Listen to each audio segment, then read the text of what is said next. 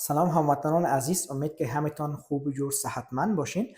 بازم دکتر خالد حزیمی هستم با یک ویدیوی دیگر، این بار در مورد واریکوسل و تاثیرات آن بالای اقامت یا بیاولادی صحبت می داشته باشیم. امید که ویدیو را تا آخر بیننده باشین و در پخش ویدیو همکاری نمایید.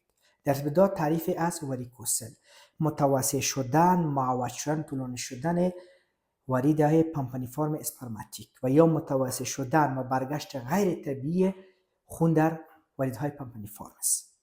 مطالعاتی که صورت گرفته در حدود 15% مردهایی که در نفوذ جهان شامل هستند مصاب با واریکوسل هست که در حدود 20 تا 40% از این با پرایمری اینفرتیلیتی همراه است، یعنی اقامت ابتدایی یک شخص عروسی که تا حال خانه‌اش اولاد نشده، و در حدود 45 تا 80% از این با سکندری اینفرتیلیتی، یعنی عروسی کردن طفل دارن ولی چندین سال است که خانه‌شون طفل نمیشه. از جمله اسباب از که شامل است عدم موجودیت والو در تستیکولار وین طرف چپ هست، چون در حالت نرمال وریدهای طولانی که در قسمت پاهای ما شما قرار داره یک والو است که از برگشت خون از بالا به طرف پایین جلوگیری میکنه. متاسفانه که تستیکولار وین طرف چپ فاقد والو است، با آسانی خون از طرف بالا به طرف پایین مراجعه میکنه. دیگه تخلیه تستیکولار وین با یک زاویه 90 درجه به رینال وین، فشار زیاد میشه با آسانی خون طرف پایین می‌نزل به طرف راست، از راست به طرف آی وی سی تخلیه میشه. دیگه قرار گرفتن رینال وین بین دو شریان مثل اورتا و سپلمزندری کارتری، فشار زیاد میشه، از بالا خون به طرف پایین میاد. موقعیت سیگموید کلون هم فشار وارد میکنه. دیگه تومورهای خلفی پریتونی: تحقیقی که در چندین برخ صورت گرفته، اول نظر به سن، 70% واریکوسل در سنین بین 21 تا 30 سالگی دیده شده. از نظر به اعراض در حدود 61% با بیاولادی مراجعه کردند، در حدود 19% با یک درد و فیصدی های دیگه میتونه با یک پوندیدگی و یا که درد همراه با اینفرتیلیتی یا بیاولادی مراجعه کردند. از نظر به گریدینگ در حدود 64% واقعات با گرید 3 هست، 26% واقعات گرید 2 و 9% واقعات هم گرید 1 مراجعه کردن و 90% واقعات را طرف چپ تشکیل میده. نظر به اسبابی که برای شما گفتم، یکی عدم موجودیت والو بود، دیگر تخلیه وریدی با یک زاویه 90 درجه بر رینال وین طرف چپ و قرار گرفتن رینال وین طرف چپ بین دو شریان، دیگه سیگموید کلون بود و تومورهای خلف پریتونی. تومورهای خلف پریتونی میتونه سبب واریکوسل طرف راست هم شود. از نظر پاتوفیزیولوژی خصیهای ما به خاطر از بدن ما شما خارج قرار داره که از حرارت بدن ما شما کمتر ضرورت داره تا پروسه تولید اسپرم یا اسپرماتوژنز صورت بگیره. زمانی که حرارت زیاد میشه واریکوسل به وجود میاد، همین پروسه تولید اسپرم مختل میشه. دو مکانیزم وجود داره که در حالت نرمال خصی ما شما را از حرارت بدن ما شما 3 تا 4 درجه سانتیگراد پایینتر قرار میده. اول همین شبکه ورید پمپانیفرم است که تمام خصیت پوشانیده تماس صمیمی با آرتری یا شریان داره، خونش به خود حرارتش به خود انتقال میده، سبب سردی خود خصیه میشه. و دیگه موقعیت خود خصیه ها در سفن میباشه که در حرارت درجه حرارت خصیه ها رول بسیار مهم داره. زمانی که حرارت زیاد میشه استرخا میکنه، زمانی که حرارت یا سردی به وجود میاد تقلص میکنه، خود جمع میکنه.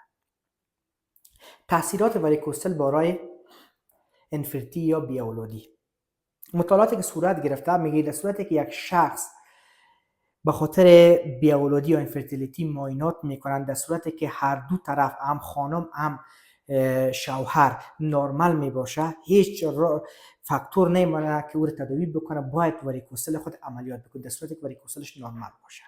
یعنی رول واریکوسل در بیاولادی یک رول بسیار مهم هست، رول بالا هست.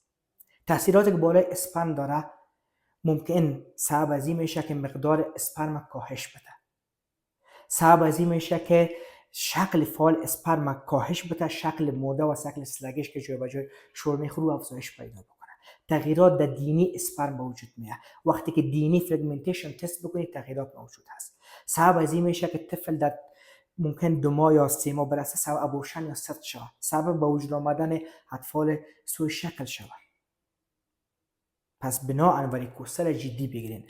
تداوی واریکوسل فقط تداوی جراحی هست که پیش دکتر بخشتان مراجعه بکنین.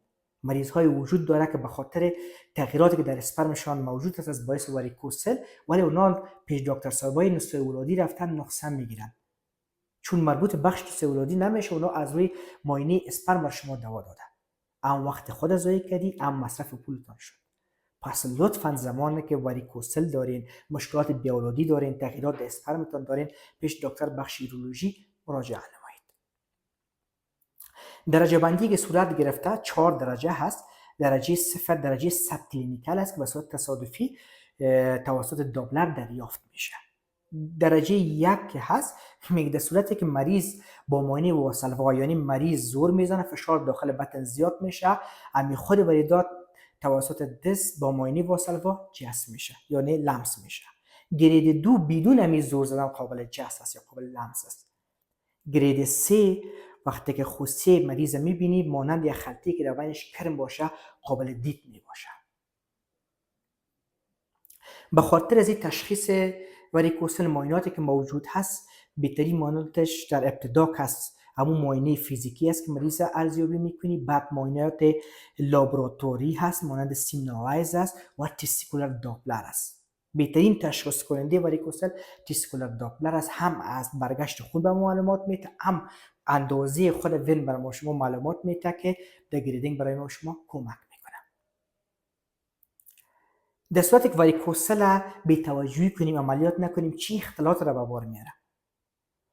از جمله اختلالاتش سبب چی میشه؟ سبب هایپرترمیا، حرارت زیاد میشه.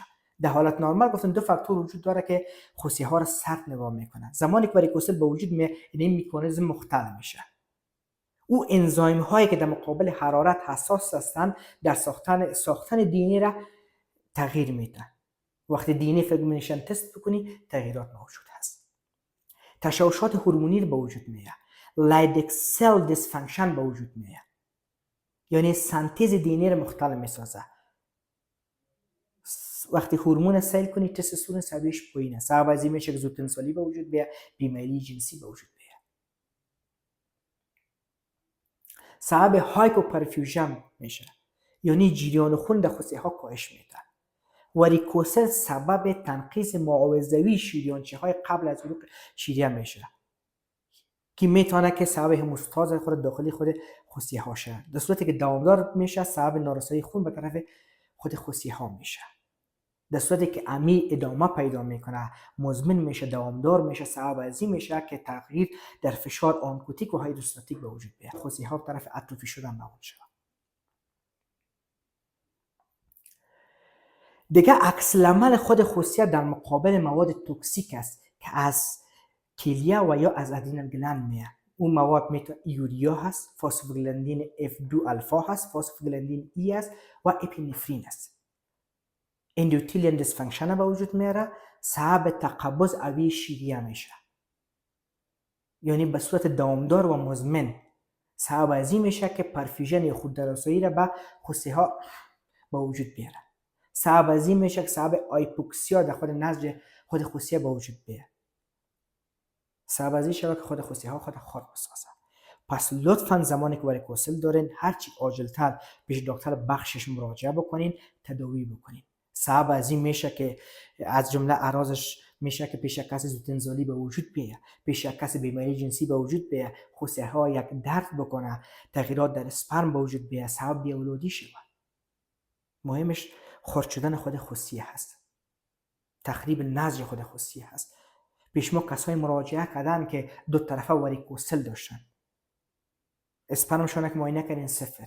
پیششون وقتی که پروسیجر اجرا شده، با کمک خداوند پیشش اسپرم پیدا شد و مریضایی هستن که خواهشون اولاد شده است.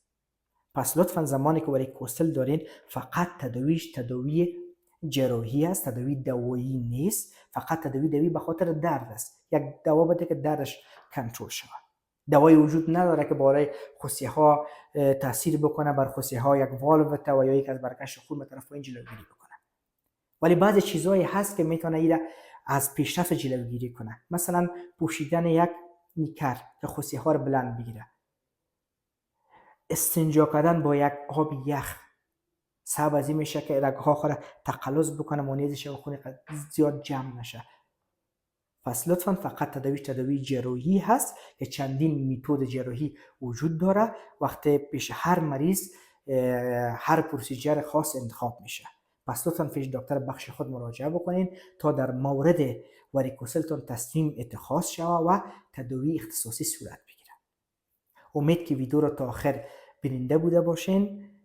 تشکر از توجهتان.